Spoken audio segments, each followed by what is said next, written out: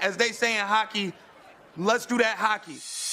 Play a full 60 minutes. Yeah, I'm just trying to keep it simple. Get pucks deep, bring the puck deep. Put pucks in deep. We got to keep it simple and just get pucks going forward. Getting into the forecheck. We got to keep playing aggressive. Trying to take away their time and space. We're focused on tonight. We just got to stick to our game. No team will finish the 2024-25 season undefeated. No team will also go 0-82. And the Fifth Liners Hockey Podcast roars on. Episode 16. A little bit short-staffed, but we rock. And alongside Jake Swanson, I'm Casey Ditzel. Jake, we haven't said that in too long, but a pleasure to be back with one of the greatest tandems in college hockey student broadcast history. Yeah, Casey, great to be back. And yeah, I mean, I did get a little bit of an appearance on that show you did with Maddie down in Boston this weekend. That was a good one. Unfortunate series loss for the Golden Knights, but good to talk shop with those two on the remote broadcast there. An electric weekend of hockey that I just came back from. Out to Boston, stayed with Matt, and Matt was my color assistant for the weekend as we were calling Clarkson women's hockey taking on Boston College on the road. Brutal showing for the Golden Knights, and the biggest weekend upset that Boston College has pulled since they were ranked in the top 5 back in the 2018-19. Clarkson coming into the weekend, number 3 in the nation. They dropped both games, and Boston College's side seemed like they won the national championship the way they celebrated after, and that was just a dagger to the hearts of all the Golden Knights fans and broadcast staff that had to watch it. But we hit the Bruins-Stars game on Thursday and watched the Bruins lose on home ice. We traveled out to UMass and thought UMass was going to lose. They come back, pull the goalie, score with 16 seconds left in regulation, and then win in a shootout. That was pretty awesome. Then we went to the BC men's game after the women played on Saturday, and Perot and those guys all put on an absolute show on home ice.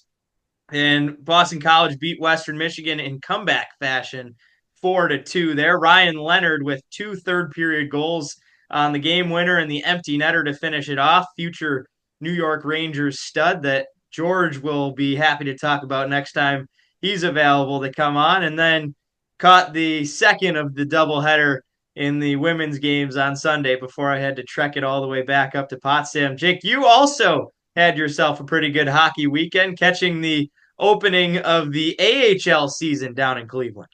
Yeah, Cleveland Monsters, Rochester Americans. It was a really good show, and I texted the group chat, actually. There was 2 penalty shots in the second period awarded, 1 to each team. Neither team scored, but I think that's the first time I've seen that in ever broadcasting. 2 penalty shots in the same game, let alone the same period. So it was 2 hooks from behind that were called, and both goalies, I mean, Jet Greaves, man, he's one of my favorite prospects to watch. Only 22 years old in the Columbus Blue Jackets organization. He's been called up a couple times. I was actually there for his first NHL win in Columbus. That was my first Blue Jackets game down there last year, and he is something special. And I think once Merzlikins kind of goes into the background, it's going to be the Jet Greaves show, baby.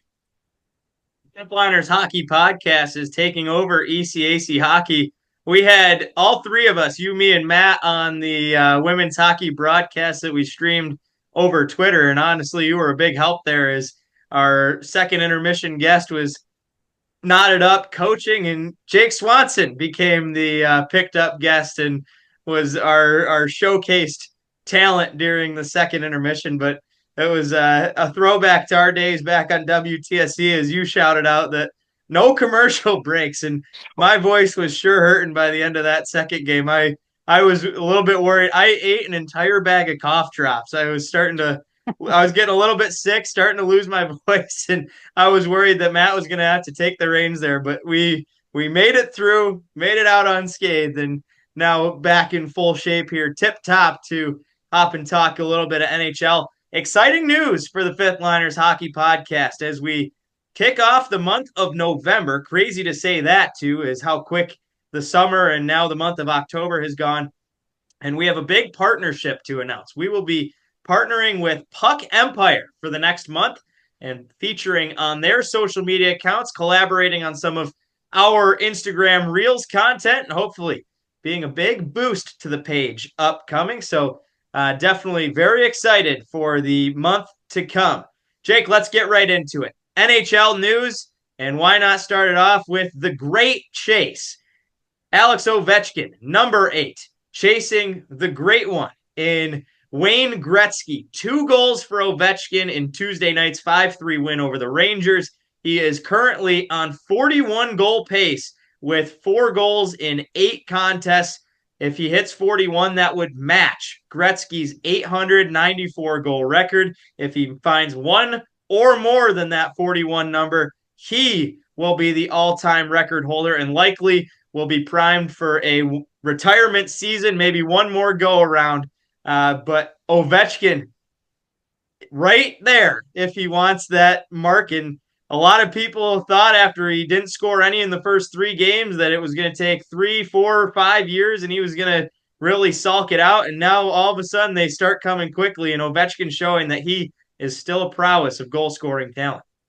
Yeah, Ovi, he's just been a force in the league since he's been drafted, and the Capitals know this. They know he's on record pace, and you got to expect that their centermen, their wingers, their D-men are all looking for him, especially him on both power plays and on that forward line. I think he's going to get a lot of looks and a lot of chances like he did against the Rangers. So 2 goals that night, and I think he's going to keep going. And, I mean, he just has an eye for the net, and I don't think there's much stopping him. So I'll be cheering him on. I'm not a huge Capitals fan, but Ovi, you can't not love him. I mean, he's just a great personality. Talking about him like outside the ice, like just watching his interviews, watching his shenanigans with his teammates in the tunnel.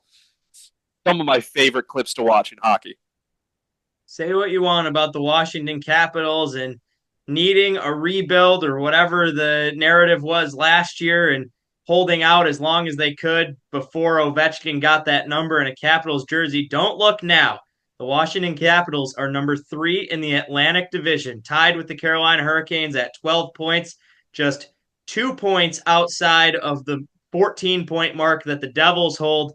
And oh yeah, the Canes and Capitals have only played 8 games. The Devils have played 12, and the Rangers, just 1 point ahead of them, have 9. So a win in their next game would spring both of those ahead. Each the Caps and the Hurricanes are leading the division in points percentage. Jake, are the Capitals legit? A much different team than last year, much more potent offense. Wilson looks much better. Ovechkin is still pumping them in, and they've added some depth guys in Pierre-Luc Dubois and some of the guys they brought up from the AHL. And this team looks like they're not slowing down anytime soon. Yeah, Casey. And I mean, just looking at the roster too, I mean, the emergence of someone like a Connor McMichael is huge for them. And I mean, we know the Ovi, we know Dylan Strome, we know John Carlson, we know what they can do. And then they traded for Pierre-Luc Dubois at the end of last season. And we thought he was going to be a pretty good addition to this team. But someone like a Connor McMichael, I think that's kind of what they needed. Just someone to come out of nowhere to give you a little bit of a boost. Because Ovi, as great of a goal scorer he is, he's not going to be on every single night like he was in his prime. So you got to have another forward to clean that up. And then on the back end, you have 2 goaltenders in Charlie Lindgren and Logan Thompson that have been just doing a job. I mean, Thompson 4-0, but has a 3.21 goals against and an 8.76 save percentage. Not really pretty numbers, but he's 4-0. And he will take that 10 out of 10 times. If he can get a win and give up 4 goals, that's exactly what a goaltender wants when you don't have that pressure on your shoulder. And Lindgren, not far behind. He's 2-2, but 2.52 goals against and an 8.95 save percentage. So both players between the pipes doing pretty well. And then the forwards carrying them in terms of point production. So I think they're legit. I am hesitant to say they're a lock for the playoffs this early, but I think it's all looking good as long as they stay healthy. Last year, they had the worst goal differential in NHL history to reach the NHL postseason. This year, through 8 games, they are +7 in that goal differential.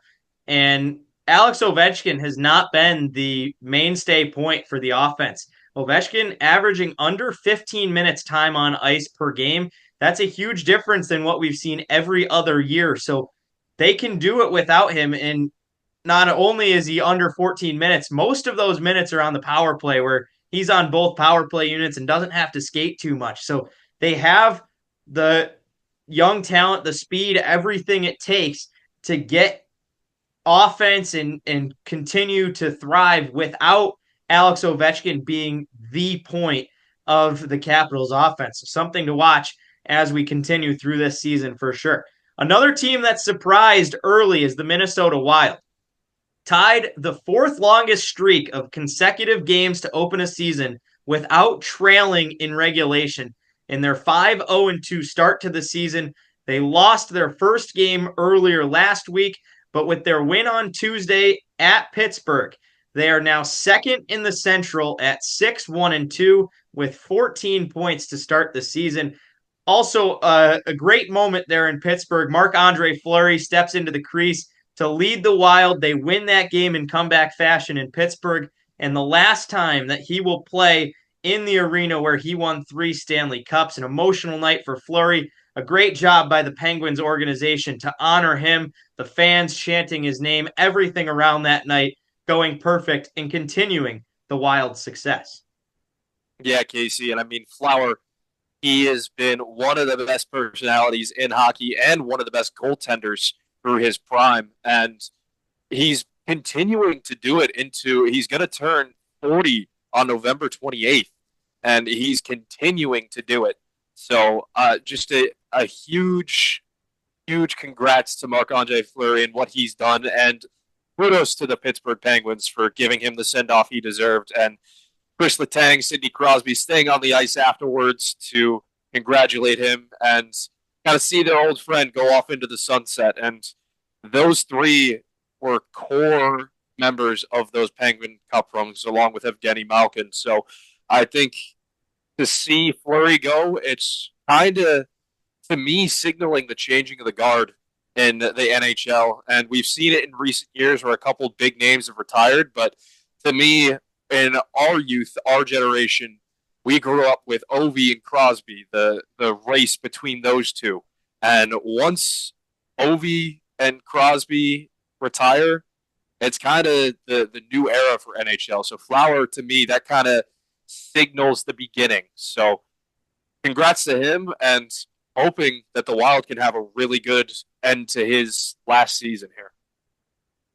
Another emotional return. The former captain of the Tampa Bay Lightning, Steven Stamkos, puts up 2 points in his return to Tampa Bay on Monday.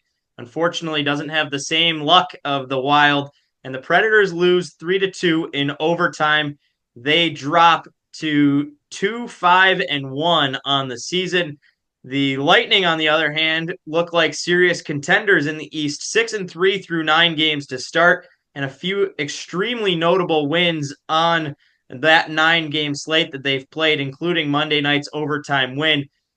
But for Stamkos, even though it didn't go his way, unbelievable video tribute they did there during the first stoppage and the first media timeout. And you could see him fighting back tears. But not only that, John Cooper, Victor Hedman, Anthony Cirelli, all those former teammates of his who were tearing up during the emotional video tribute that featured Stamkos from the time he was a kid to the time as an 18-year-old draft pick, and then as they lifted the Stanley Cups together.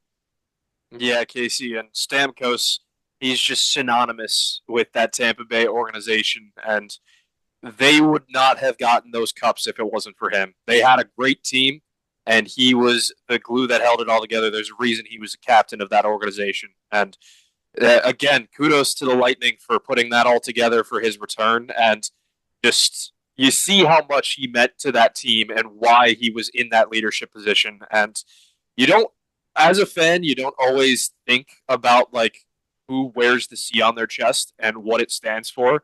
But in the NHL and in those higher levels of hockey, it really has to be someone that the organization trusts and that your teammates trust. And Stamkos is the perfect example of that. And he was just a steady hand throughout, while also being one of the best point getters in the NHL.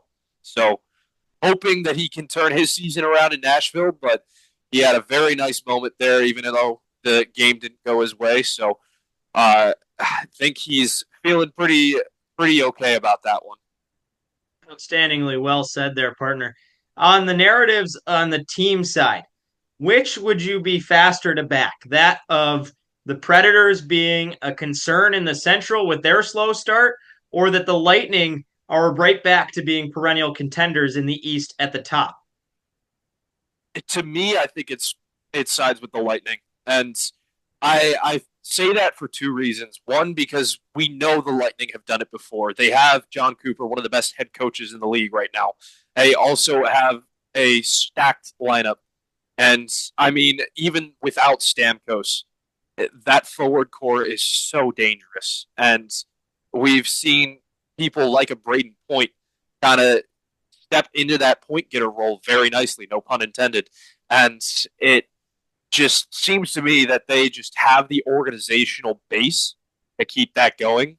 And the second point is with Nashville, yeah, I'm worried about them, but I'm not too worried about them. And because they also have the players to keep it going. And even if it falls to someone like a Steven Stamkos or a Jonathan Marchessault late in the season to win games on their own, they can.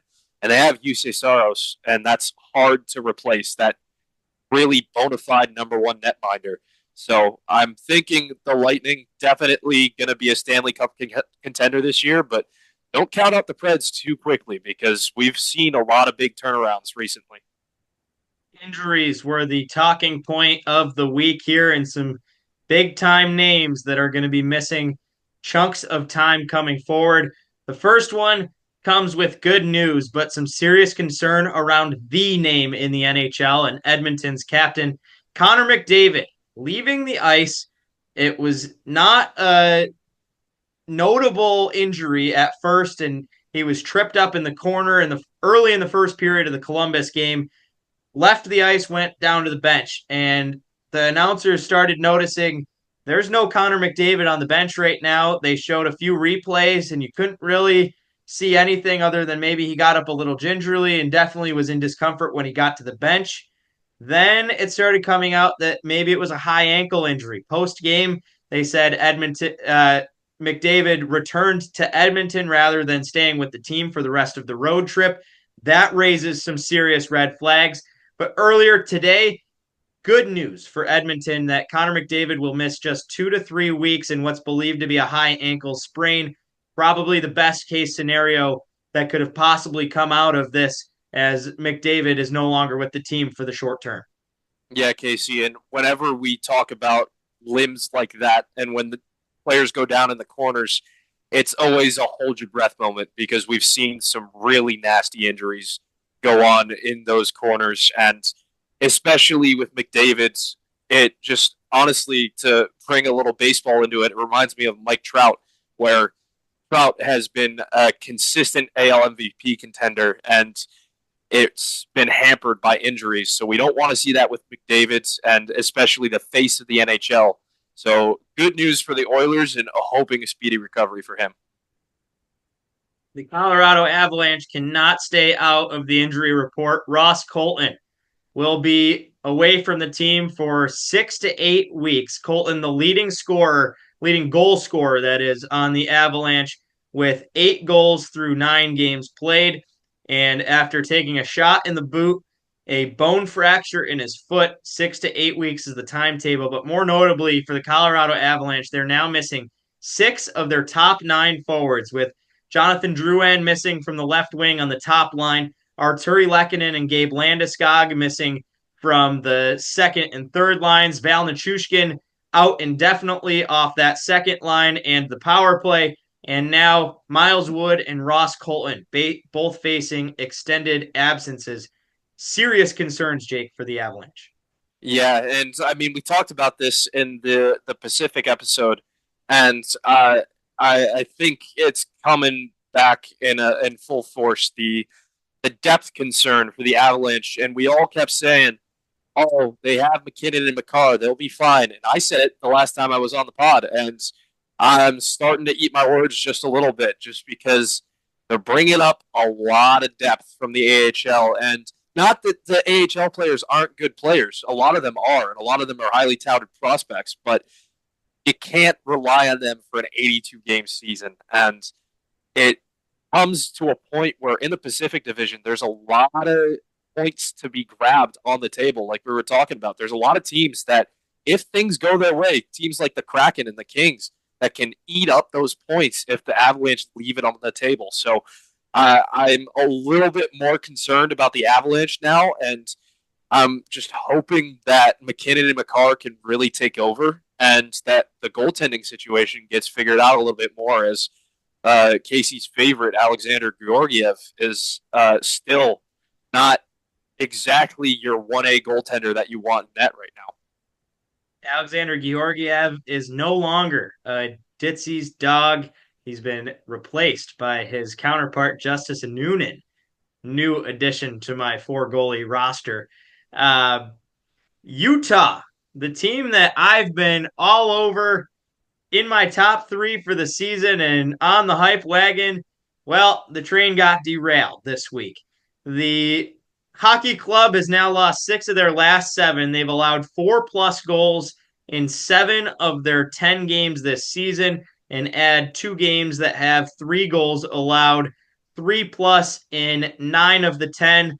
They've been swapping some of their first-year guys down to the AHL and returning different players up. So Josh Doan, one of the big names that's getting sent down and has to go on a stint that Coach Andre Tourigny says he hopes he can find the confidence that he showed in training camp that has not been there over the last couple of weeks. Additionally, the injury bug, Sean Durzi and John Marino, 2 top 4 defensemen, both placed on LTIR, Jake, and it is looking tough for this team to keep pucks out of the back of their net the way that the defensive injuries have been coming, and they haven't had great goaltending either. Yeah, Casey, and I mean, this is a young team, and to have someone like a Durzi go down, he was a staple throughout the Coyotes last season, and he was just kind of a calming presence on that blue line. So to have him go on long term, and John Marino as well, it's just a little bit shaky in the depth, and you got a lot of young kids on this team, and they need that veteran leadership. They have a couple in there with people like, he's still young, but Clayton Keller, the new captain of that team, he's up there, along with Sergachev, who's done it with the Lightning before, and people like that. It is, you have some veteran leadership, but again, it's a very, very young team, and injuries happen a lot. So I'm with you there. I'm definitely concerned about the hockey club, but we knew it was going to be a tough year for them, and I think this is kind of rearing its head a little bit earlier than I expected. I thought they were going to be a little bit more middling to start, but maybe we're starting to see that this team is becoming a little bit of a streaky team. I mean, they got red hot to start the season, now lost 4 of their last 5. So maybe we'll see this roller coaster continue. And yeah, the last part to touch on is also the goaltenders. I mean, Karol Vejmelka and Connor Ingram, they're good players, but I don't think either of them are what we would call an elite NHL goaltender. So got to have D in front of it, and Durzi going down in front of it isn't good for the Utah Hockey Club there. Anthony Duclair will miss a significant portion of the season for the Islanders. Kent Johnson also out long-term for Columbus, and a star prospect who had a big start to the season. To circle back on the Colorado comment, I have the Tampa Bay and Colorado game streaming as we record here at about 9:30 on Wednesday night. This pod will drop Thursday. While we talk about a Noonan and Georgiev, now the 3-headed goalie monster, Kaapo Kakkonen, is in net for the Avalanche, and a Kucherov one-timer has just made the score 1-0 about 3 minutes into that game. So Colorado and Noonan has just got himself dropped from the Dogs actively as we record here. Moving on from the injury front, a team in trouble without any injuries. Boston. The team I picked as my favorite to win the Atlantic currently finds themselves in dead last. It is mind-boggling. You look at this roster that's almost identically the same as last year with improving parts. You have Zadorov added to the back end. You have Lindholm added as that center depth that we thought was going to be such a crucial beneficiary for this Bruins offense, and they cannot get it done. The Bruins have now lost 4 of the last 5 games, and again, last place in an Atlantic division that, given that sounds awful, is very tightly contested because the Sens just went from last place to third place with 1 win. But if this continues, a lot of those losses have come at home. They had a tough West Coast streak in there, the road trip out west that is never easy for any East Coast team. But at what point, or are we overreacting, that Montgomery might be on the hot seat here with the Bruins at the bottom of the Atlantic?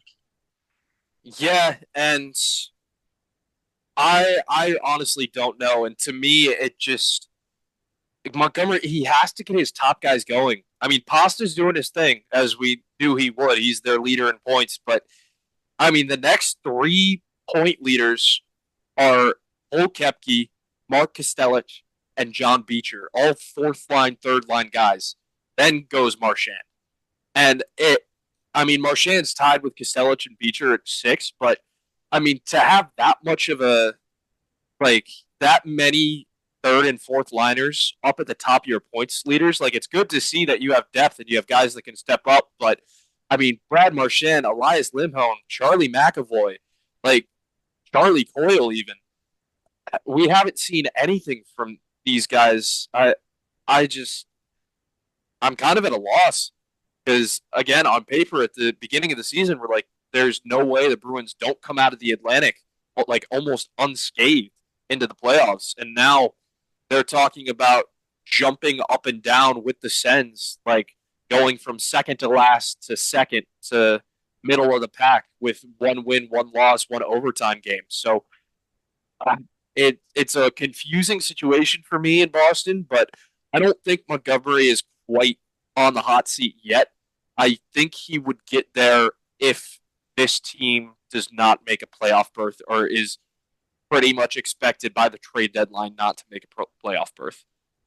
It speaks a lot to the toxicity of administration in the NHL right now. And Jake, you bring up the top liners. I think that's the most important thing is Pastrnak, Marchand, the biggest names in this Bruins lineup have been almost non-existent. We were at the Stars game and the Stars ran them over. They made them look like a bottom of the NHL team. Granted that the Stars are going to be a perennial threat in the Stanley Cup race coming up in April. But the Bruins, last night, they lose to the Flyers on home ice. That is a team that's sputtering, and the Flyers looked like they controlled that entire game. Late in the third period, you're down 1-0 as the Bruins. They didn't get anything going. They pulled the goaltender, and Philly scored late into 2.5 minutes of extra attacker time. But throughout that 2.5 minutes that the Bruins had the goaltender pulled, Boston didn't have any sort of pressure. So I'm not sure if it's systematically or just the Stars need to wake up, but Boston, fortunately, is not too far out of the race here. As we mentioned, the Atlantic is very stacked, and also we're only 10 games into the season here. But, they got to wake up quick, and we're getting pretty close to that American Thanksgiving time when teams that are 5 points out have a 90% chance of missing the playoffs. Some positive news. Sergei Bobrovsky became the fastest goaltender in NHL history to reach 400 wins, surpassing the milestone in 707 games played. Got to give snaps out to the Florida Panthers goaltender, and Bobrovsky continues to make his mark as a Hall of Fame candidate whenever he decides to hang him up. Yeah, Bob, great goaltender, and we saw him in Columbus for so long. He was just a staple of the early Blue Jackets goaltenders, and moving on to Florida, winning that winning so many games in so little time. I mean, 707 games played. I mean, that's impressive, and I can't wait to see how long he goes. And I mean, he's got a duo down there in Florida, but hopefully he can. I'm hoping he can win out the starting job again and kind of be that 1A goaltender, so we can see just some more of the insane saves that he makes. I remember that cup run last year when he was just unbelievable in the conference finals and then in the Stanley Cup finals. Just capped Florida in those games as much as he possibly could. So congrats to Bob, and hopefully we see much more of that. We love drama in the media landscape, and drama coming out of Calgary, the team who has been the most surprising start on a hot streak out of the gates. But Matthew Coronato with a Coronato complication in Calgary. Matt Coronato's agent publicly expressed his displeasure with the usage of Coronato in Calgary, implying that his team could be looking for an upcoming trade, and his team being the Coronato camp with the agent and family. The post was quickly taken down, no comment made by Coronato, and that makes it seem like it may not have been a situation where permission was given to the agent to put that post out there, which could be a nightmare for the young forward, his team on a winning streak. Imagine what the veteran players are thinking when you're complaining that you're not happy with the team, and the team's out there at the top of the NHL in the rankings. But on a positive side, last week we talked about Craig Conroy and the Flames management possibly looking for a trade to bring in a middle six center. This could be the perfect opportunity where Coronato's camp expressing displeasure. That's a talented player. Jake, you and I have seen him in the ECAC playing for Harvard. Maybe a perfect piece to flip in an upcoming deal, but a messy situation in Calgary. Yeah, Casey, and whenever it gets out on social media via the agent or via the camp and not the actual player, I always have a little bit of a bitter taste in my mouth, because we all know sometimes it has to be done because of agreements made with the team, agreements made with the NHL, but this one just seems like he was trying to push the issue publicly without going to the Flames first, which is never an easy situation to be in. And he was expressing his displeasure because he was going into the advanced statistics after Coronato was sent down to the AHL. So I get that he's frustrated that one of his top guys in the NHL as an agent is going down to the American League, but I mean, it happens. Coronato is 23, 24, I think. He is on a team that is riding a very hot streak, and maybe the coach saw something in his game that he needed to develop, and he couldn't give him the ice time in the NHL to do that. So it's a tough situation either way, but like I said, I always get that bitter taste when it's the agent or the camp that's expressing displeasure, because you can understand if it comes from the player, but as the agent, you're supposed to have your guy's best interests at heart, and sometimes that's just not speaking about what's bothering them at the point. Matt Rempe was sent down to the AHL. His time down in the lower league did not last very long, as he was up in Tuesday night's contest against the Washington Capitals, and in true Matt Rempe fashion, he made the headlines with a top line 5-star fight against Washington's McElrath that he has previous experience fighting against in the AHL, Jake, and a top line tilt in a game that the Rangers dropped 5-3 on the road. Yeah, and Rempe, he's just a monster, man. I mean, they were doing the tail of the tape on that, and it was Rempe 6'9", 255, McElrath 6'5", 235. Like, that is just two people. I would be scared as a linesman to go break that up, man. I mean, it's just two towers going at each other. And, I mean, McElrath ended it with a takedown to Rempe, and It looks like they've had words before, like you said, in the AHL, and it looks like they had words for each other right afterwards as well. So I think if those two stay on the NHL lineups or stay in the same division, I think we're going to see a lot of those bouts in the future. So get ready, Rangers fans and Caps fans. If they stay, you're going to see a lot of brawling. I think the broadcast crews had the exact take there that the linesmen are staying far away. And just as you said you would, Matt Rempe's Halloween costume got released, and that was a hot topic on our conversation on our broadcast this weekend. Matt Rempe maybe taking the headlines for one of the greatest NHL costumes as him and one of his teammates dressing like Elf. Matt Rempe pretty comparable to the size of Will Ferrell and his dwarfed father in the side-by-side pictures. Yeah, that was a great one. But I will say, Casey, I think my favorite this year was Flower, actually. Marc-Andre Fleury with McLovin as his Halloween costume. And he always brings it out, I swear. And like I said, one of the best personalities out there. But Rempe definitely gave him some competition there. So that'd be interesting to see what the fans think if they go with Rempe or Flower for this year. Shea Theodore signs a 7-time $7.35 million extension in Las Vegas. And big news for the Golden Knights, a team that historically has not been terribly loyal to their own guys, but they'll keep Theodore around for 7 more years. An important defenseman to have locking up the blue line.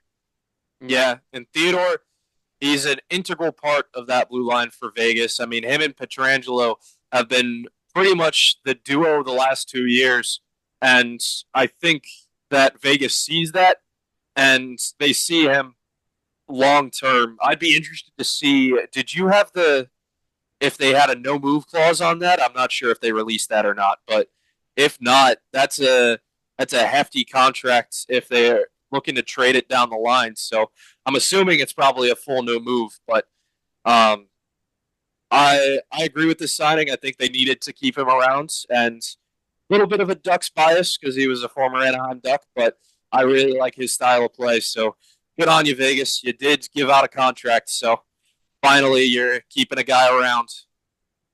And we'll close off the news and headlines with a chance at history. Cal McCarr trying to become the first NHL defenseman to chase Bobby Orr's mark of leading the NHL in point scoring. The defenseman has 16 points in 8 games for the Colorado Avalanche and has a chance to be just the second defenseman ever since Bobby Orr, who did it twice, to have the achievement. And Bobby Orr, a Hall of Famer, Cal McCarr, walking right in the footsteps of doing the same thing.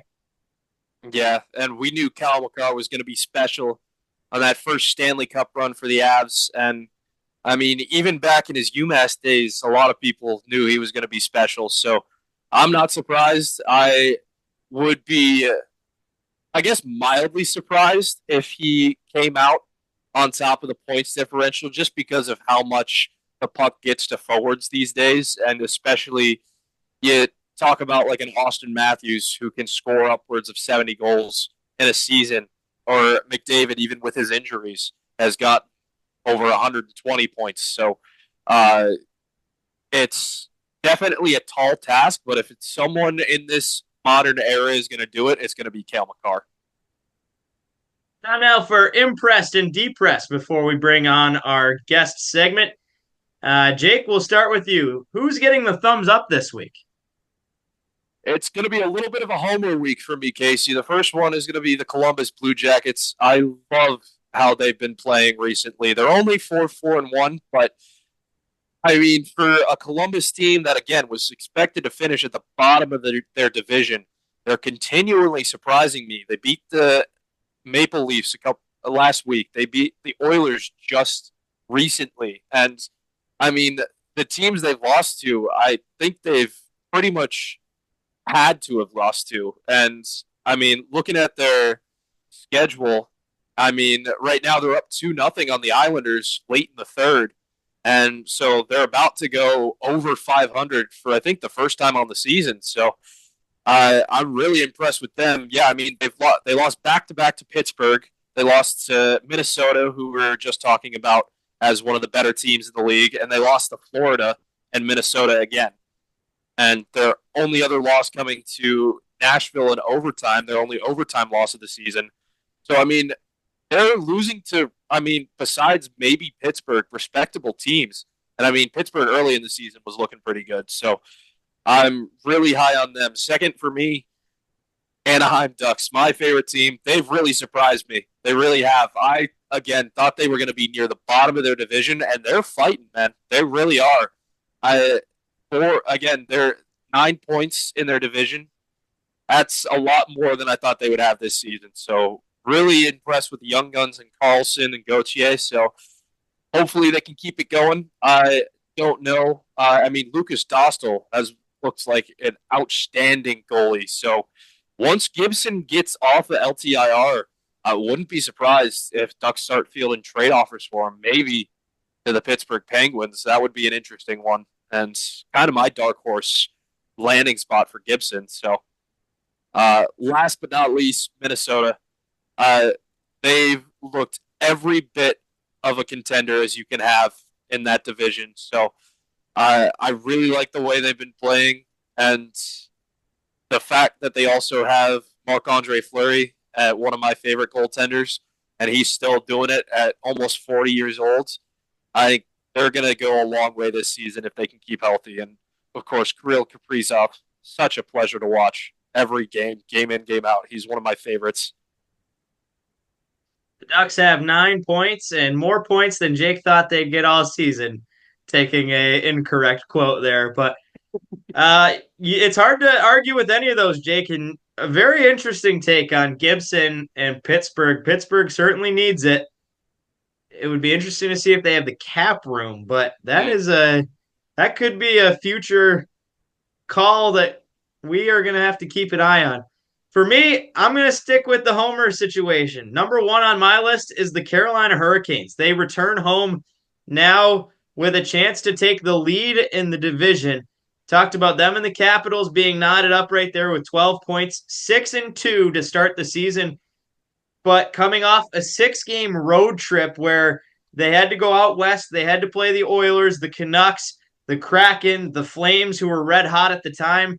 And honestly, as a Hurricanes fan, if you would have told me they get back on home ice at 500, I probably would have taken that with the amount of new faces that are in this roster. And watching the last couple of games, this team looks unbelievable. Gostisbehere and Walker together as the second pairing are a perfect match for each other. Both very skilled, very fast puck movers, and it fits right in with losing Brady Shea and Brett Pesce.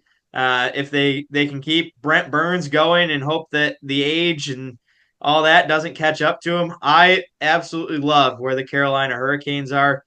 Number two, a team that I'm going to have to keep putting up there until they hit my prediction and maybe don't make it in the playoffs. That I would say is a guarantee not to happen. The jersey that Jake is rubbing in right now, the Winnipeg Jets, who I took to miss the playoffs. The last team standing undefeated. Fortunately, for my take, that is not happening, but the Jets are still the best team in hockey. 16 points, 8-1-0. They look unbelievable, and barring any injuries, I don't see them slowing down anytime soon. And last but not least, with my impressed list, the Washington Capitals, a team that I did not think I would be promoting anytime this season. And shouts to Colin, his favorite team. Colin had them above the Hurricanes. Capitals in, Hurricanes out. The East is not a place I would want to be playing right now. Looking at how tightly contested everything is there. Right now, you've got 4 Metro teams hanging in there, 4 Atlantic teams, and I think it's going to be a battle all the way down to it. We'll see if Washington can keep it in there. I think the Capitals are a legit playoff contender through 3 weeks of the season. Time to unfloat some boats, Jake. Depressed. Yeah, for me, first team is going to be the New Jersey Devils, and Woo.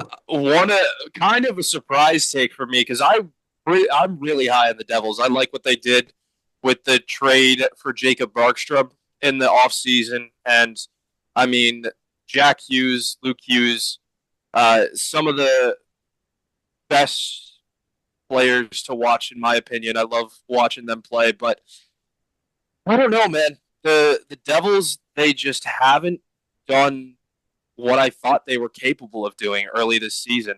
And yes, they are standing at the top of the Metropolitan, but I think there's a lot of teams in that division that can really unseat them. And looking at their wins and losses right now in their schedule, I mean, they lost to someone like the Flyers. They lost to the Leafs, who haven't looked really good this year. They lost to your Hurricanes, which is probably expected. They lost to the Caps and the Lightning, and they're 1-4 in their last 5 games, or I should say, 1-2-2 in their last 5 games. They lost 4 straight, 2 of them in overtime, to the Caps, the Lightning, the Red Wings, and the Islanders. And they picked up a fairly easy win against my Ducks. But I feel like they should be up there with the likes of Calgary, with the likes of Winnipeg in terms of their point production, and they just haven't been. So I'm a little bit depressed. This is like a slight depressed. This isn't, oh no, blow this up. But one thing I'll throw in there to back that up, too, you look at, as you mentioned, they're number 1 in the Metro, but if you throw in points percentage, the Rangers have 9 games played, the Caps and the Canes 8. The Devs have 12 games played, and they're only 2 points above Carolina and Washington. Based on point percentage, they are just above 500. They would be outside of that wild card spot set by the Senators right now. yeah, so they're, again, not a huge depress, but just a little bit, because I thought they were going to be kind of battling with the Rangers for that 1-2 spot. So we'll see what happens in the next couple days, but I don't know. Just not really feeling the Devils right now. Number 2 on my list, and pretty obvious. Once Casey went there, he brought his broadcaster's curse to Boston, and it's the Boston Bruins, man. Like I said in the segment before, their top points guys are just not there. And, I mean, Pasta's there. He's got 6 goals in 10 games, but people like a Brad Marchand and a Charlie McAvoy, you need to see more out of them. And Swayman, I mean, he's sitting at an even 900 save percentage. It is early in the season, so it's tough to get those numbers early, but I'm a little worried for them. And I hope that they can get out of that Atlantic Division and get to the playoffs again. But Boston, it's kind of a rough ride to start, and we'll see where they go. And last but not least, it's going to be the Nashville Predators. And we've had this team on our depressed list. I think one of us has had this team on our depressed list every time we've done this. And it just continues to be the case because they, again, spent big in the offseason. We talked about them so much, about their offensive capabilities. The offense hasn't been there, and I don't know where it went. And so hopefully they can turn it around. Again, you got Yusei Saros, a perennial candidate for the Vezina, and you've got, again, Steven Stamkos, one of the best centers in the league. So hopefully you can find that groove. I think, again, it has to be some kind of chemistry problem because on paper they should be blowing people away. But we'll see what comes out of it. But, yeah, those are my 3. And I have to say, I was kind of surprised when I was going to pick this, but I feel confident in my takes. Boston would be on my 3, but to shake it up a little bit, I'll go elsewhere. I'm going to start with the Edmonton Oilers. And after a slow start to the season, it looked like maybe they were riding the ship. They strung together a few wins, beating the Flyers in overtime to get their first, then heading on the road and beating the Predators in Nashville and getting Nashville to the 0-5 start mark. But then since then, they've lost to the Stars, to the Hurricanes, beat the Penguins, beat the Red Wings in overtime and then got absolutely shelled by the Blue Jackets on Monday, a 6-1 loss to Columbus, and now they lose Connor McDavid.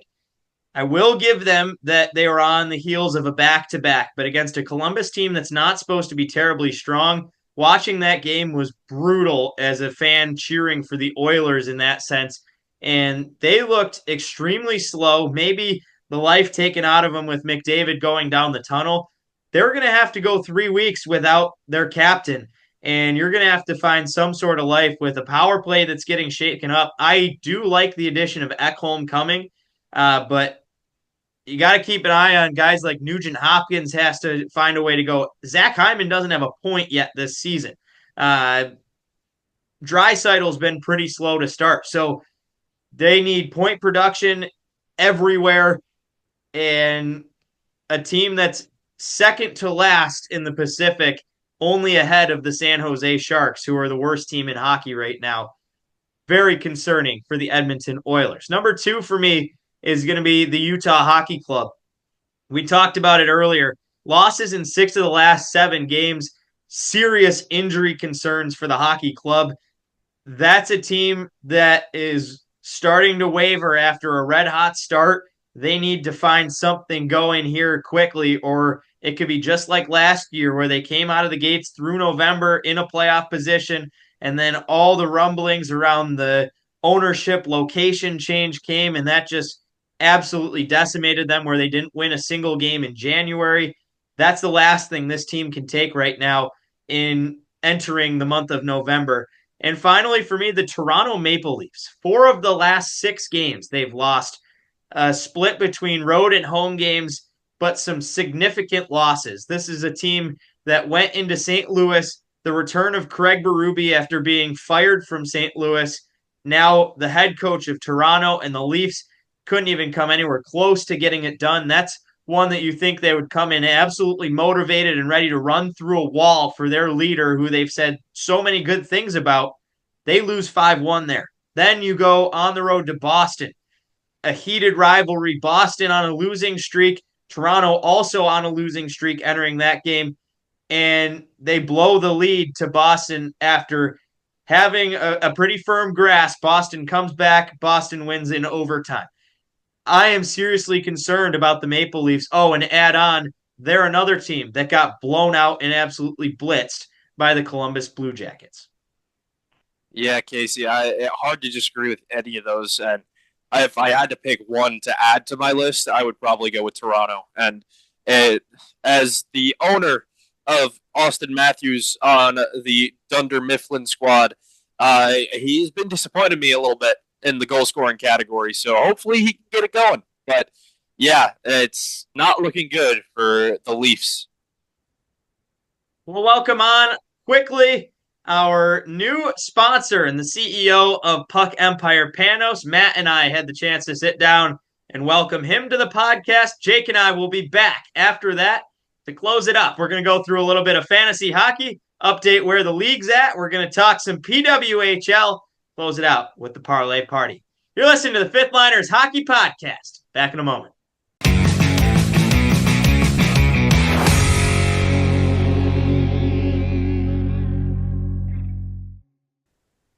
Pleased now to welcome on Panagiotis Mavridis, the CEO of Puck Empire, one of the biggest hockey social media companies on Instagram right now, and the newest partner of the Fifth Liners Hockey Podcast. Panos, what's happening? I'm good. How are you guys? Doing great now. Entering November here, a big month for our show, and we're excited to be a part of your work and going to help our viewers understand exactly what you do. And you've been huge for globally helping the spread of hockey as hockey has gotten bigger and bigger here. You also have a playing background, though. You're from Greece. Being from Greece, what was your first introduction to hockey? And tell me a little bit about what got your playing career going on the international side. Yeah, I mean, I was born in Greece. I was raised in Canada, but my parents fully Greek, my whole family Greek. So when we moved here, nobody from my family knew what hockey was. I didn't even know what hockey was my first 5-6 years living in Canada because we're a low income immigrant family. And then, we moved to a nicer part when I was about 10, 11. A lot of my friends were playing hockey. It's an expensive sport, so I never was really introduced to it until then. And I was like, okay, I kind of like this. Started off from there. So I was definitely a late starter in terms of playing and even learning the sport. But yeah, I just remember in like fourth grade, I had a buddy at my new school that was a Leafs fan. So I personally didn't get into being a Leafs fan, but a lot of people here are Leafs and Detroit fans because I live in Windsor at the border of Detroit. But yeah, that's basically how I got into it. Nobody in my family knew anything about it. I was the first one to ever play, or even I'm the only one who can skate, really. So in my family, still to this day. Yeah, I come from a similar family of basketball individuals, so I can feel you on that sense. You've played all over the world, to highlight, you've played in Greece, Armenia, Mexico, Qatar. What were some of the biggest differences between the hockey cultures that you've experienced, and what kind of stands out looking back on all those experiences that you've had? Yeah, I mean, the best of all the countries that I've been in, probably in quality, was Armenia, just because they got a lot of Russians playing down there too. One of my teammates there was a former NHL draft pick to the Canucks, so that was cool. Armenia, very physical hockey down there. Mexico was really interesting too because they have a lot of very good skaters. That's one thing I've noticed in these smaller hockey countries. It's a lot of these guys get into it because they start off skating, whereas a lot of people in Canada and America start off by just jumping right into hockey. So these countries have really good skaters because like that's how they start. They start off by skating. And it's more of a tight-knit community because as of here in Canada and America, so many people, hundreds of thousands play hockey. Compared to there, it's like 1,000 people in Mexico play hockey and they're all in the same rank and everything. They all know each other. So, but yeah, I was definitely surprised with the quality in all three countries. I mean, Greece is definitely the least of the three, but there's guys who are really good players, better than I am and I've ever been, and they've only played on that really small rink with really bad ice. I mean, one of the guys that I played against in Greece is he's playing in the USPHL now, the USPHL Premier. So that just shows you like there's good players everywhere, and that's one thing that I've learned through doing all this is that there's good players everywhere. Like just because there's less players in these countries doesn't mean that everyone in those countries are bad at hockey. There's just a lesser pool of them. You worked with the Greek national team as a social media manager. What got you into the media side of hockey, transitioning from the playing? Yeah, I mean, I'm not very good. I've never been very good, so I got into the media side pretty quick of things. I've been working in sports media since I was like 13 years old, 14 years old. That was with the Greek heritage team when I was doing the social media. That was actually a team that I created along with another old buddy of mine.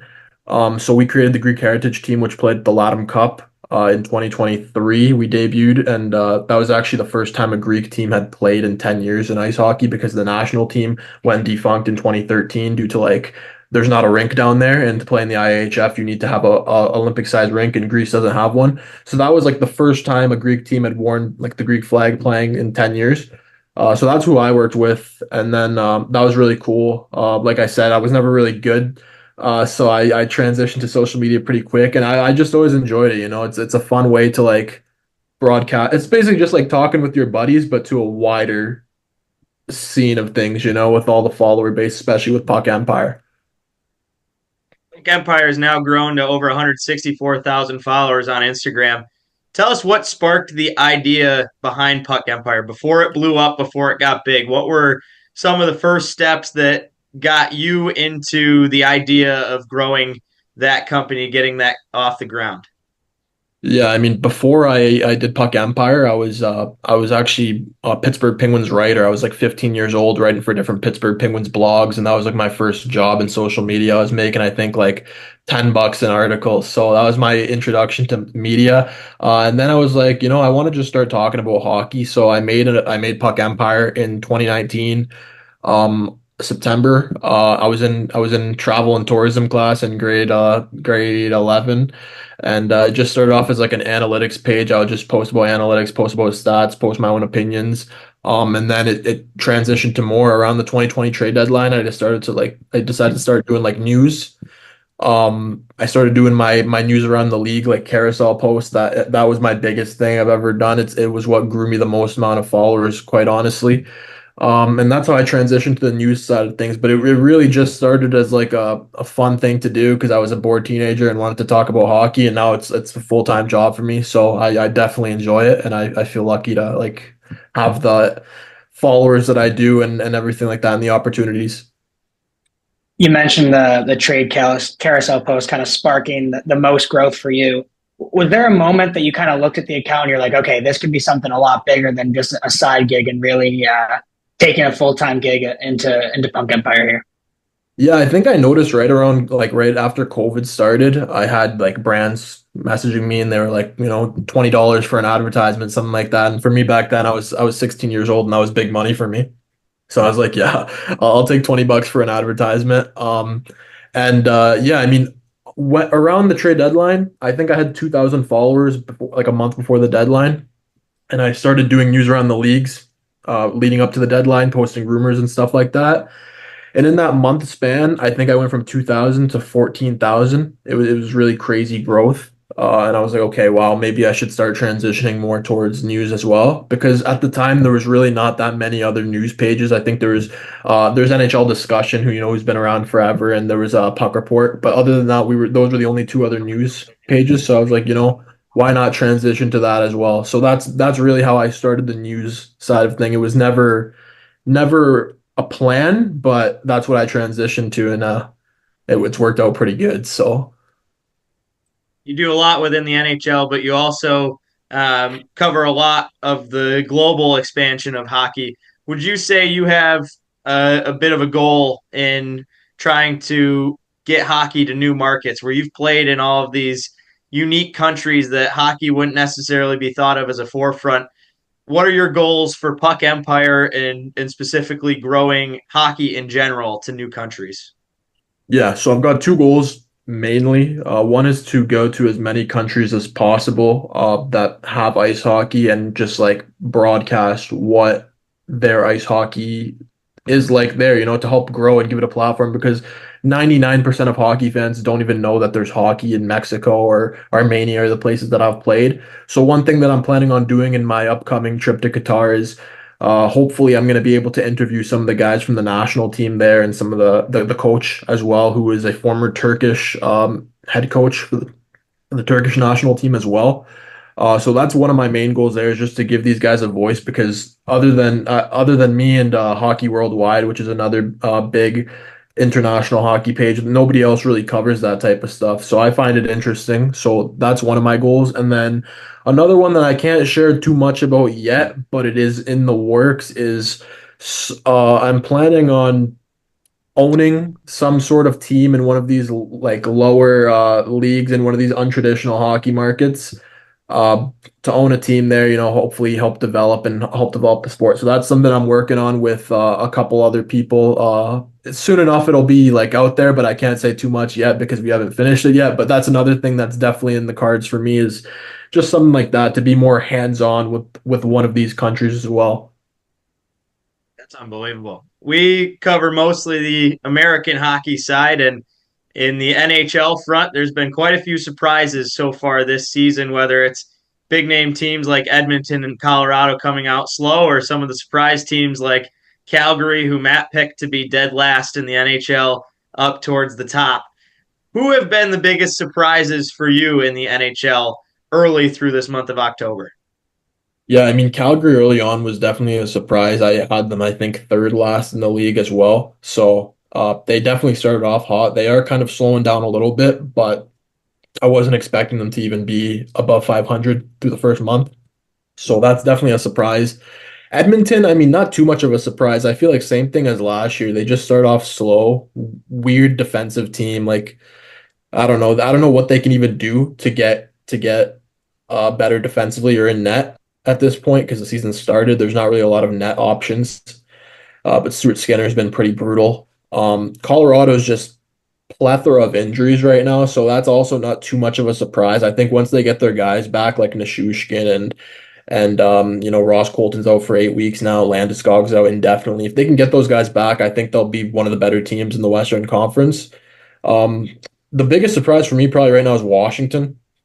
In the East, like they've been really good. and they haven't really looked like they've slowed down at all this month. Their defense has been good, even with Chychrun, and Chychrun's out now, and Matt Roy's been out for most of the season so far. So they've definitely been a surprise, even with Ovechkin not really producing like crazy amounts. They've been great. Pierre-Luc Dubois looked good.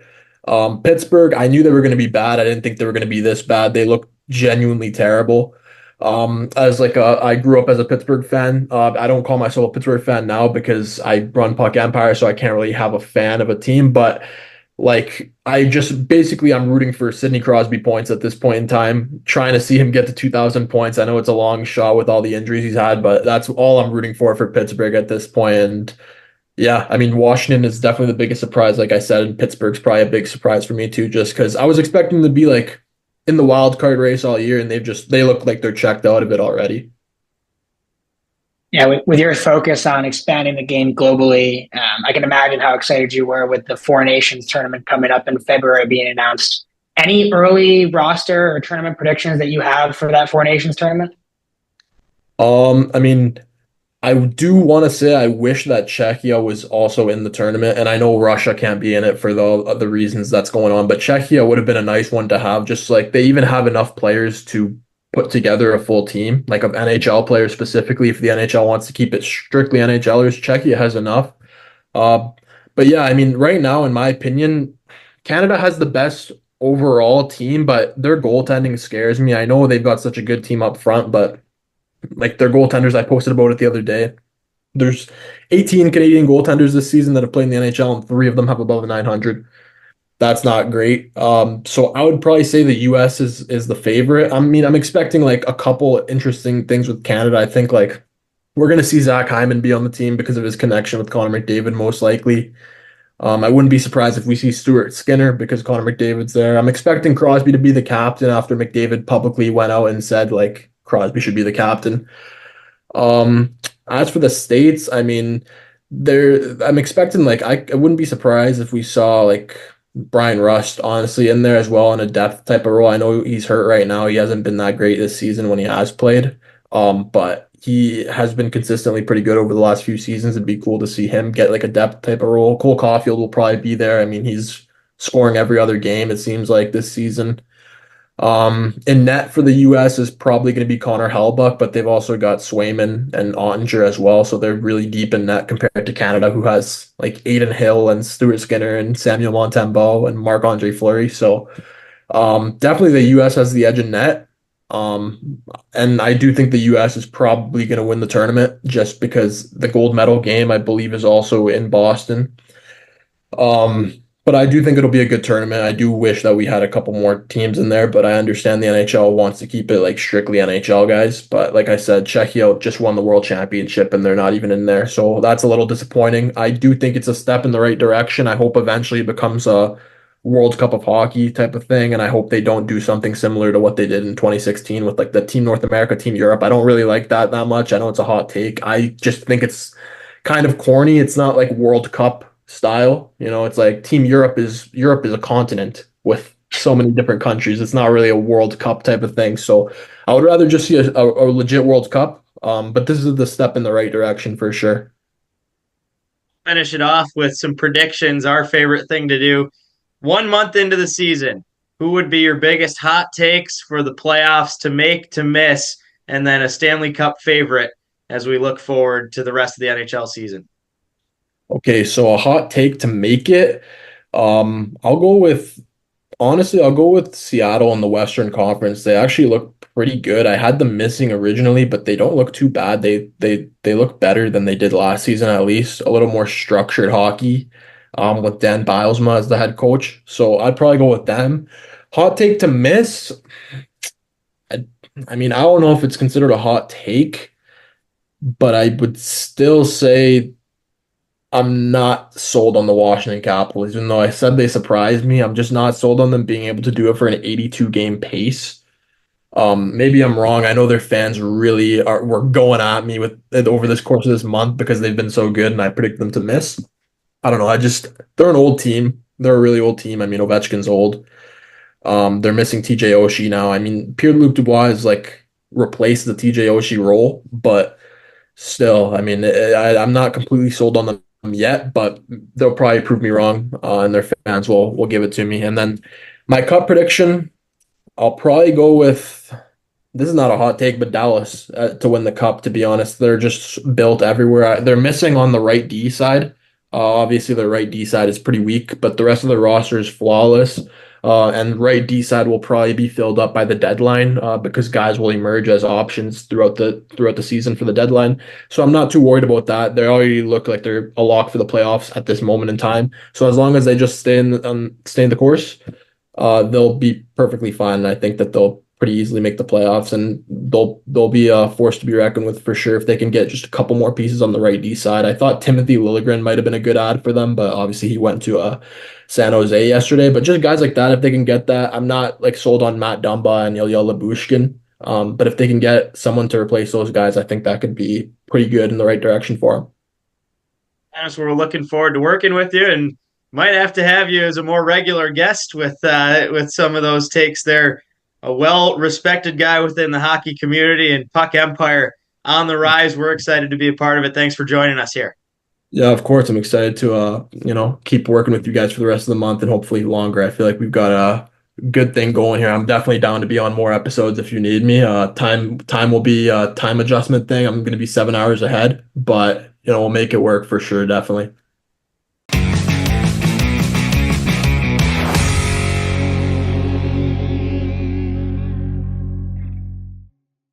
Huge thanks to Panos and the Fifth Liners Hockey Podcast. We could not be more excited to get this underway with Puck Empire. Keep an eye on their social medias and our collaborations upcoming here for the entire month of November. Jake, let's talk a little fantasy hockey and update where the league is. And it's been a ride. The Ditsy's Dogs on top of the Fifth Liners division right now. 2-1. Shout out Matt and the Boston Tea Party after losing last week and have handed over the reins to the top dogs position. Nick Kojan is tied right there with Matty, 2-1, but he is third based on points percentage. The bottom of the division has George and Jake at 1-2 and Colin 0-3. And I'm pleased right now. You were chirping. I sent a shot at Matt, but I didn't direct it on anybody. I just sent a screenshot of the dogs on top, and I accidentally forgot to say that it was directed at Matt. Instead, I flamed everybody, and now I've become probably the most hated team in the league. Oh, yeah, man. When I saw that come through, I'm like, wow, that was bold, just coming through with a taunt to no one. But yeah, I mean, 3 games in, what I said was 3 games in, and Ditz thinks he's already won the league, and Matt and I very much say no. We're fighting for it, and yeah, it's been kind of tough. Big ups to Megan on the other side for taking that one last week. It was a close one, and now I'm in a close one with Colin, and hoping I don't give him his first win of the season, but we'll see. I'm kind of happy how it's going. It is so much fun, though. It makes me pay attention a lot more to teams I wouldn't pay attention to, so it's really, really fun. Jake goes, shout out to your girlfriend for giving him the loss last week, and he goes, she made some unbelievable ad drops. Yeah, sorry, Jake, you're welcome. I might have had a little bit of influence on, hey, you probably want to check out this defense. The Boosh Bombs, Megan's team, have a chance to drop Matt this week, and I'm going to be on my couch all week just cheering for it. If Matt goes 2-2, he's not going to hear the end of that one if he loses to Megan this week. The assistant GM over there. Fingers crossed. I'm going to be rooting for that one big time. We're going to go through our biggest studs, duds, and ad drops. Let's start with the studs. I called it when I drafted this guy. It was one of the 2 that I said were going to be my league winners. Mark Stone. Interestingly enough, both of our top scorers are on the same team. Mine was Mark Stone. He is the 4th overall scoring player in fantasy hockey right now and was drafted outside the top 200. That was an unbelievable value pick. Sniffed that one out with my advanced analytics that Matt made fun of me for. Yeah. And mine is, like you said, on the same team, and it is Alex Pietrangelo, the D-man. which I wasn't expecting when I drafted him. I was expecting him to be like a third or fourth option on my D-line, and now he's just a mainstay. He's got 156 points this year, which I think puts him in the top 5 of D-men, maybe behind people like a Cal McCarr. Yeah, just at 5. He's 156, right behind Brandon Montour on Seattle.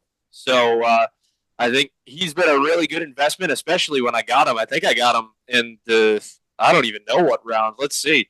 I got him 99th overall. And to have a top 5 D-man there, I'm really happy with that. Early in the season, I went hard on trying to make a trade with you for Noah Dobson. I kind of wish I would have gone for Pietrangelo because that was the name that you said you would have been more willing to trade up. And I kind of put my tail between my legs there and stayed mute. Duds, we've got a couple good ones, and one of them for you could have been on my team if you would have been a little more willing. For me, Alexander Georgiev, my 4th overall pick. He is no longer a member of the Ditsy's Dogs. Yeah, Georgiev, really tough start to the season for him. You got to feel for the guy, but Casey is a ruthless GM, and he will cut you after one loss. So good to know in case he decides to become an executive in the future. Noah Dobson is the one for me, and like you said, he was my first D-man picked, and I thought he was going to be okay with the Islanders, and hasn't. I mean, he's been a solid guy. He's got me like 6 or 7 points a night, but nothing to write home about. So I'm hoping that he turns it around a little bit. I don't think I'm going to make him go anywhere because there's not a lot on the waiver wire right now in terms of defensemen that I want. So he's just kind of staying there. Just kind of going with the flow, as Matt would say. Our biggest ad drops. Let's start with the drops. For me, Patrick Kane, a guy I did not like one bit when I picked him up, and I was torn between Kane or Nikolai Ehlers. Ehlers is currently a member of Matt's squad, putting up 20 points a night. Kane, available on the waiver wire. I dropped him. Yeah, and for me, someone who Casey picked up and then immediately dropped, Ryan Nugent-Hopkins. Yeah, he was going to be one good night out of him. Yeah. I got maybe a good night in the 2 weeks in the start of the season, and it was just enough was enough for me. I dropped him and picked up my ad, who we'll talk about in the next one. But Nugent-Hopkins just hasn't looked good, and he's going to have to step up. So Casey off camera was saying might go for him again if now that McDavid's injured for a little bit. So we'll see if he steps into that role. But unfortunate start. The tough thing in our league is we do not have any dual eligibility. So for Nugent-Hopkins, he's just a center. Okay, Jake's making a face. As we drafted, there was no dual eligibility. Yeah. ESPN has miraculously slowly started adding dual eligible players. Nugent-Hopkins is not one of those. The center is probably the most deep position. That's the only thing holding Nugent-Hopkins back. But it's a guy who comes off multiple 70-point seasons. I am extremely interested in him. Unfortunately, right now, especially with McDavid down, I don't think there's near-term success. Maybe as McDavid gets closer, that's a guy I have my eye on for sure. But for now, he's on the waiver wire. Biggest ads, shots, and props to George Bannister for cutting this guy immediately. Ukko-Pekka Luukkonen, member of the Dogs. Guy is starting every single game, and in our scoring format that promotes goaltenders, it's been the easiest free ad of my career. He's one of my 4 goaltenders, and he's been getting plenty of starts, even though the Sabres are a lotto team. Yeah, and for me, the guy I'd never heard of before this season. I might be a little bit of a casual when it comes to New Jersey Devils players, but Paul Cotter, guy exploded onto the scene this season. Has 154 points and is just consistently around a 10-point guy for me a night. And honestly, that's kind of all I need out of him. If he goes more, he goes more. But he's just been consistent and happy with that ad. Hey, time for you to host now, buddy. And the biggest reason we bring you on, the PWHL expertise.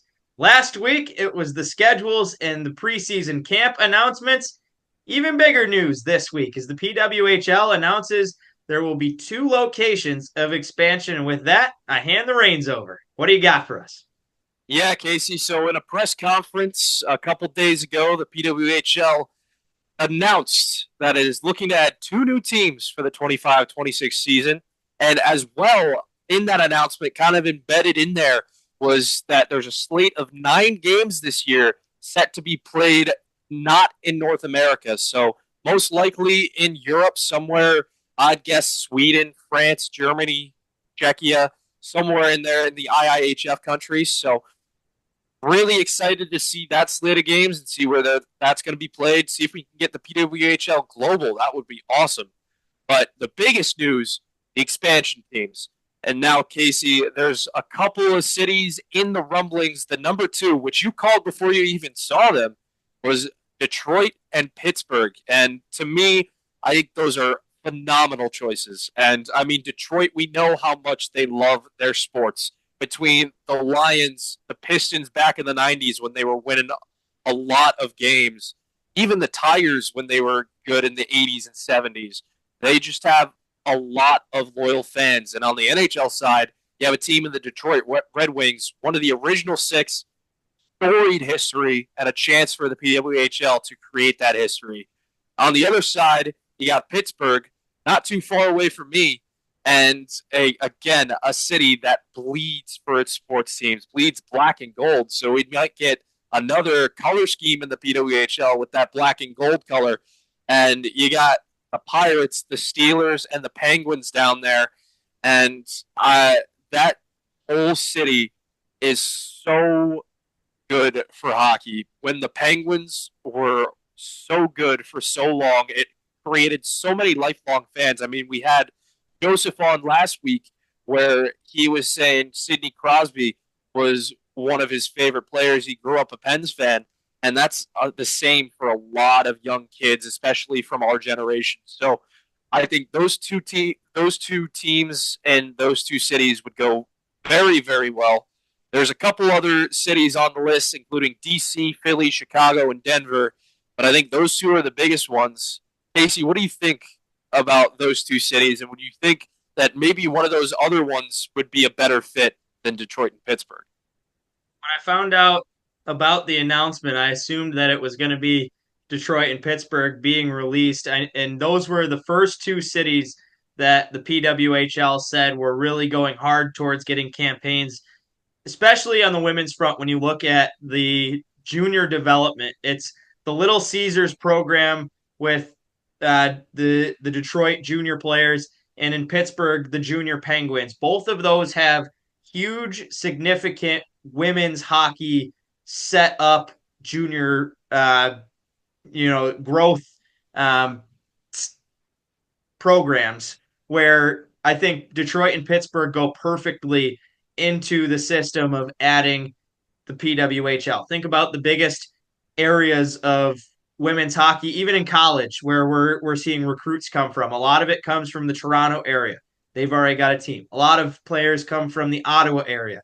They have the Ottawa Charge. We see a ton of French Canadians come out of the Montreal, Quebec area. Jake, you mentioned Quebec being a possible site. That would be interesting to see if they could have 2 successful teams so close to each other with Montreal and Quebec, where Montreal has been selling out every game they've played. But I think Montreal is still able to pull from Quebec for now. And if you're going to try to add 2 more locations until they continue that expansion, Pittsburgh and Detroit are perfect cities.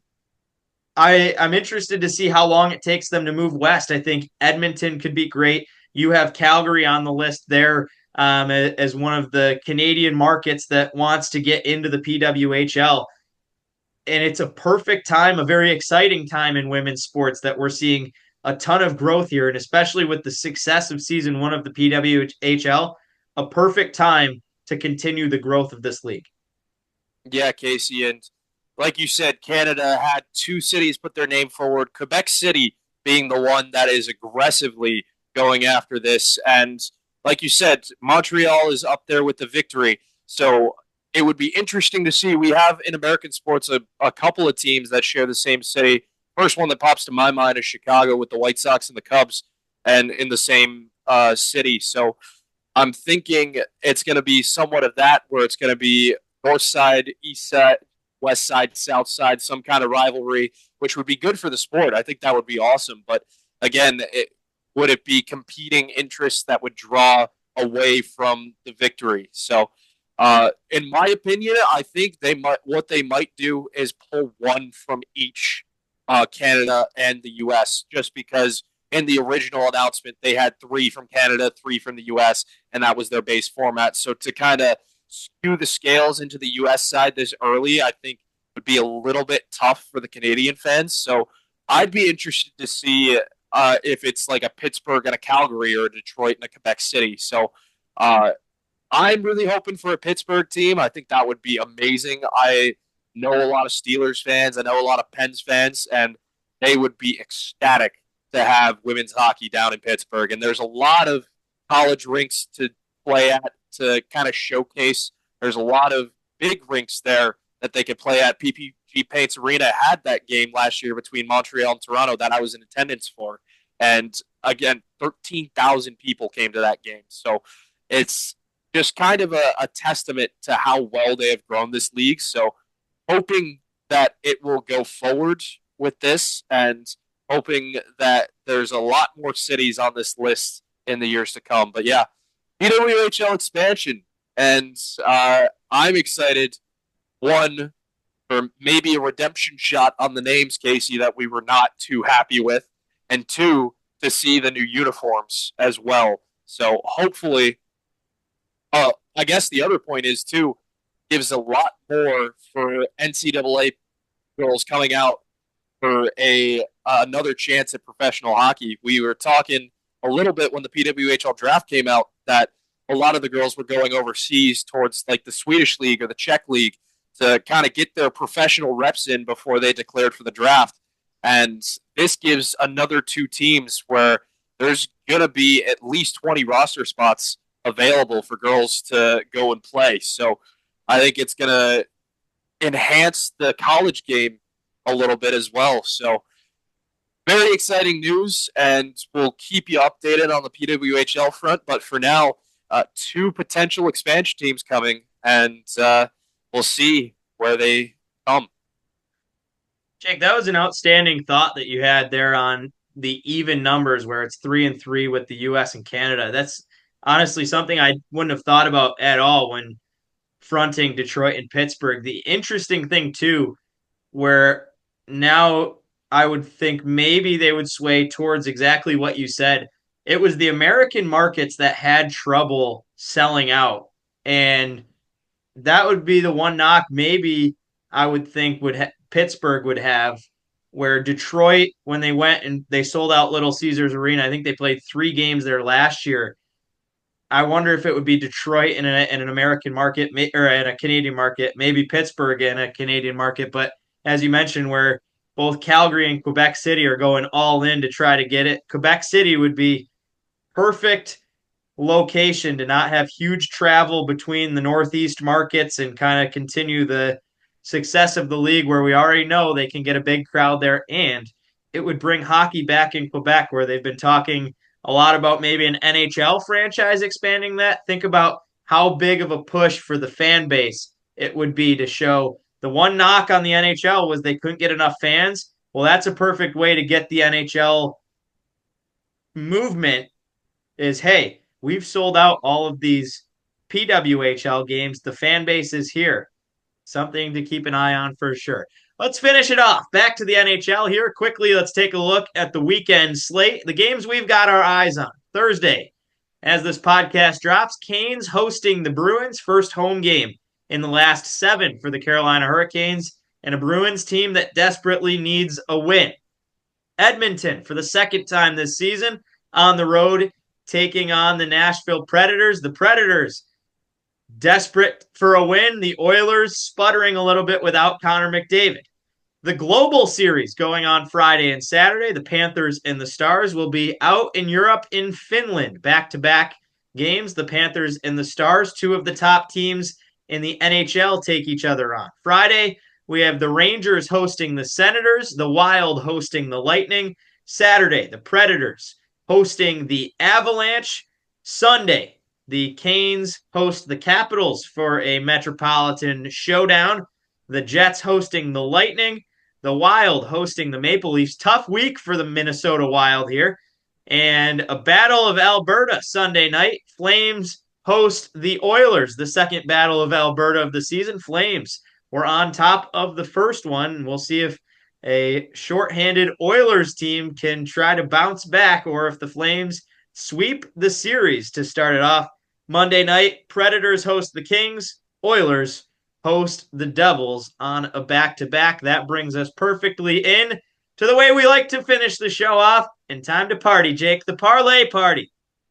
Let's look around the league. Where do we have our eyes on? Start Thursday night.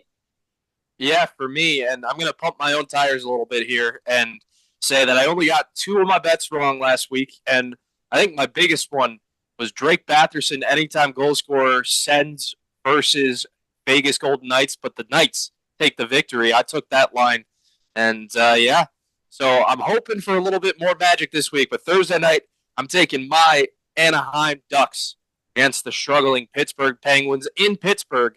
I think it's going to be a good one, and hopefully the former Duck, Ricard Raquel, cools off a little bit. He had 2 goals the last game, so fingers crossed we can shut him down a little bit. I got a couple for Thursday night. I'm taking the Carolina Hurricanes money line, a red-hot team. First game at home, that arena always gets bumping, and the Canes play pretty well on home ice, taking on the Boston Bruins. And I also like Nashville to take the money line win over Edmonton at home. They lost the last game at home. No Connor McDavid for Edmonton. I'm pumping the Preds for that game. Jake, on to Friday. The Global Series is where you've got your eyes. Yeah, and I think Dallas is going to open up that Global Series with the first goal. I don't have a goal scorer for that, but if I had to guess, I think it's going to be Rupe Hintz. It's a little bit of a long shot, but I think it's going to be a good one. I'm going on the opposite side of that one, and I'm going to take an anytime point scorer, Alexander Barkov, returning to his home country of Finland to play in front of the home crowd. That guy's going to be fired up. Member of the Ditzy's Dogs and part of the starting center core. I'm going to have a tough decision to make between him, the red-hot Timmy Stützle, member of Go, Sens Army, and JT Miller. But I think it's going to be a big week for Barkov. Anytime point scorer Friday night. On to Saturday. Saturday for me, I think I've got my eye on the Predators versus Avalanche game, and Cale Makar, I think with all the injuries going on, he's going to have to step up. I'm taking Cale Makar over 1.5 on that game. Cale Makar leading the NHL in points scored. Jake sees another multi-point night coming for the big D man. For me, I'm going to go the opposite way of whatever Friday's Global Series result is. So this could go anywhere. As we record, we don't have the answer, but if it's a Stars win Friday, I want the Predators money line. If it's a Panthers, the Panthers money line. If it's a Panthers win on Friday, give me the Stars money line. I'm taking the money line of whoever loses on Friday in Saturday's Global Series game. I think 2 of the best teams in the NHL. It's going to be a show regardless. I see a weekend split between the 2 teams. I also like Seattle money line at Ottawa. Sens are on a back-to-back on the road Friday at New York. They have to come home. Seattle's going to be a little bit more rested in that game. Give me Seattle on Saturday. For Sunday, I'm taking the Calgary Flames in that Battle of Alberta. They took the first one. I think they're going to do it again with a shorthanded Oilers squad. Might not be the most lucrative bet, but it's definitely, in my terms, a sure bet. And I'm going to reverse on the Kraken for Sunday. Boston money line at home versus Seattle. I think Boston gets back in the win column here. Seattle on a back-to-back, Boston on home ice, and they got to find some life somewhere. Maybe it comes there on Sunday. Jake, finish us off here. Monday night, you're going to anytime goal score. I am, and it's a little bit of a weird one, but I'm taking the man that we saw at Harvard, Alex Laferriere, anytime goal scorer. I think he's been getting a lot of good chances in those top 6 lines. So hoping he can grab one there Monday night. And give me the New Jersey Devils money line on the road at Edmonton. The Oilers are getting dogged by us, punched in the gut over and over. But the Oilers on a back-to-back and a Devils team that Jake put on his depressed list, they're gotta pick it up here, and hopefully they listen to the Fifth Liners Hockey Pod on the way to the arena to get fired up and a little bit of bulletin board material. That does it for the Parlay Party. Keep an eye on our socials. We're going to be updating daily from now on, and a little bit more in-depth version of the Parlay Party is giving you active money lines, odds, and more each day on the Fifth Liners podcast social medias. Check us out at Fifth Line Pod on X, at Fifth Liners Pod on Instagram and TikTok. Jake, that's just about it for us here. Halloween weekend. Any good costumes coming your way? So we had our Halloween party last weekend, and I was the boss, Bruce Springsteen. Made it kind of easy with the blue jeans and a red handkerchief in my back pocket, but was an effective one nonetheless. So we'll see what's coming on for the second weekend, but I'm feeling, again, a little bit of the same of an easy one to put together. I'm dressed like Matt here tonight. I went corporate America. The guy's too busy to come join us on the podcast. I've got a baseball one that you might like lined up for the weekend. Meg and I are dressing like the Sandlot. Oh, I like that. What character are you? The L7 Weenie. Yeah, there you go. But it'll be a lot of fun, and a lot of fun here on the podcast. As always, buddy, appreciate your time and your hard work towards our efforts, and we're very excited to get started with Puck Empire. Big thank you to Panos, who sat down and joined us. What a story he's got going, and quite the company and the presence that he has built with over 170,000 followers on his social medias. That does it for here. Episode 16, come and gone on the Fifth Liners Hockey Podcast. Stay tuned early next week. We'll be back with more news, notes, and headlines among college, NHL, and PWHL hockey. For Jake Swanson, I'm Casey Ditzel. Have a good one, everybody.